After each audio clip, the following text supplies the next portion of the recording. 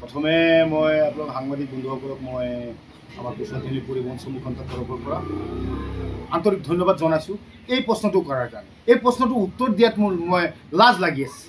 মই লাজ এটা অনুভৱ কৰিছোঁ যে মুখ্যমন্ত্ৰী ডাঙৰীয়া এনে কি এটা চক্ৰান্ত অসমত আৰম্ভ কৰি দিছে, য'ত নেকি মুখ্যমন্ত্ৰীয়ে অসমৰ উন্নয়নৰ চিন্তা কৰিব লাগিছিল, অসমৰ ডেভেলপমেণ্টৰ চিন্তা কৰিব লাগিছিল।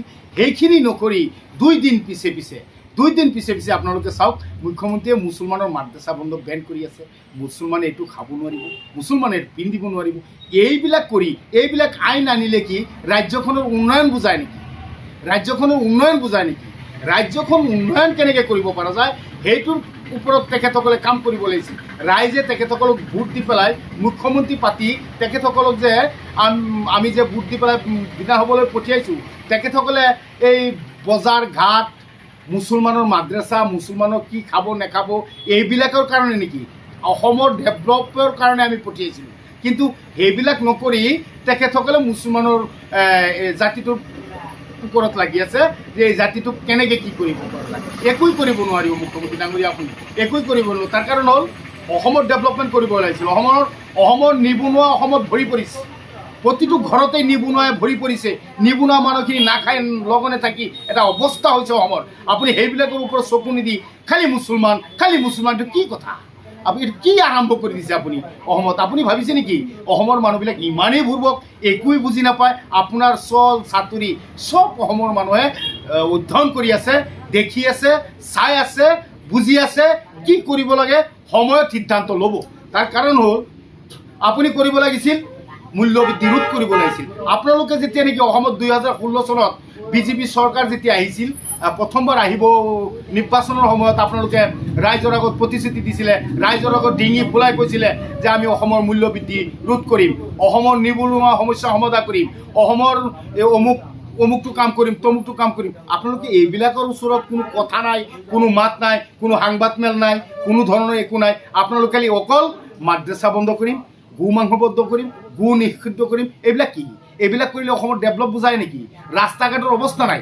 কিছুমান অসমত ৰাজ্যখনৰ কিছুমান ঠাইত কিছুমান মেইন কিছুমান ৰাস্তাৰ বাহিৰে গাঁৱলীয়া অৱস্থাত আপুনি চাওক, কোনো এটা ৰাস্তাই ঠিক নহয়, গাড়ী যাব পৰা অৱস্থা নাই। আজিৰ দিনত ভাৰত স্বাধীন হোৱা আজি প্ৰায় 75-76 বছৰ হ'ল।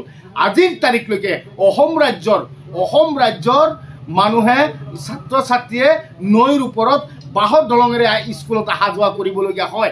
এইখন চৰকাৰে আকৌ এইবিলাক দম্বালি মাৰি এইবিলাক এইটো উন্নয়ন নুবুজায়। এই কথাটো যেতিয়া নেকি আপুনি, মোৰ এটা সন্দেহ হৈছে মুখ্যমন্ত্ৰী ডাঙৰীয়া, মোৰ এটা সন্দেহ হৈছে, মই সমীক্ষণৰ সভাপতি হিচাপে আপোনাক কৈছোঁ, মোৰ সন্দেহ হৈছে আপুনি আপোনাৰ চকীখনত টিকি থকাৰ কাৰণে আপুনি কাৰোবাক নাগপুৰীয়াক সন্তুষ্ট কৰিছে নেকি? কাৰোবাক সন্তুষ্ট কৰাৰ কাৰণে আপুনি মুছলমানক টাৰ্গেট কৰি লৈছে নেকি? এইটো কেতিয়াও নহ'ব, অসম্ভৱ। এইটো সম্ভৱ কেতিয়াও নহয়। তাৰ কাৰণ মই বহুত দিনৰ পৰা দেখি আহিছোঁ আৰু আপুনিও দেখিছে। আপুনি এজন চতুৰ মানুহ, আপুনি LLB ডিগ্ৰী থকা মানুহ, আপুনি ডক্টৰ ডিগ্ৰী থকা মানুহ, আপুনি এজন জনা বুজা মানুহ, দক্ষ মানুহ। এই হিচাপে মই ভাবোঁ আপুনি চকীখনত থাকিব পৰা নাই নেকি? চকীখনত থকাই আপুনি চটপটাই আছে নেকি? যে আপোনাৰ চকীখন ধৰি ৰখাত কিবা অসুবিধা হৈছে নেকি? যাৰ কাৰণে নেকি আপুনি মুছলমানৰ ওপৰত 2 দিন পিছে অমুকটো আইন আনে, তমুকটো আইন আনে, এইবিলাক কৰি আপুনি কিমান দিন এই জাতিটোক সন্তুষ্ট কৰি ৰাখিব? এই জাতিটো যে ডেভেলপৰ পৰা পিছুৱাই গৈ আছে, এই জাতিটো নিবনুৱাই ভৰি পৰিছে। তাৰপিছত আপুনি প্ৰতিটো মাহে, প্ৰতিটো সপ্তাহত, প্ৰতিটো বছৰত ধাৰ লৈ অসমখন চলাবলগীয়া হৈছে। আপুনি তাত কোনো কাণ সাৰ নাই। আৰু এটা কথা, আপুনি গো মাংস বন্ধ কৰিছে, ঠিক আছে, তাত মোৰ ক'বলগীয়া একো নাই। কিন্তু আপুনি গো মাংস একফালে গো মাংসৰ দোকানবিলাক বন্ধ কৰি আছে, গো মাংস খোৱা বন্ধ কৰি আছে, কিন্তু আপুনি যে অসমত ৱাইন শ্বপ খুলি আছে, যিটো খাই নতুন প্ৰজন্ম ধ্বংসৰ গৰালৈ ঠেলি দিছে আপুনি, এইটোৰ কি হ'ব? তাৰমানে কথাটো কি বুজাইছে যে আমাৰ গাঁৱৰ ল'ৰা ছোৱালীবিলাকে মদ খাই পংগু হৈ থাকক, আপোনালোকৰ ল'ৰা ছোৱালীবিলাকে বাহিৰত আমেৰিকাত ক'ৰবাত লিখা পঢ়া কৰি আহি আকৌ আপোনালোকৰ পিতেকসকলেই অসমখন চলাওক, সেইটো ভাবিছে নেকি?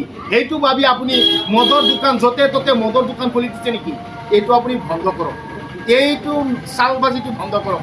এই চালবাজিটো যেতিয়া নেকি অসমৰ বুদ্ধিজীৱীসকলে, অসমৰ জ্ঞানী গুণী মানুহসকলে যেতিয়া নেকি বুজি পাব যে এই মুখ্যমন্ত্ৰীয়ে একমাত্ৰ মুছলমান আমাৰ ওচৰত বকি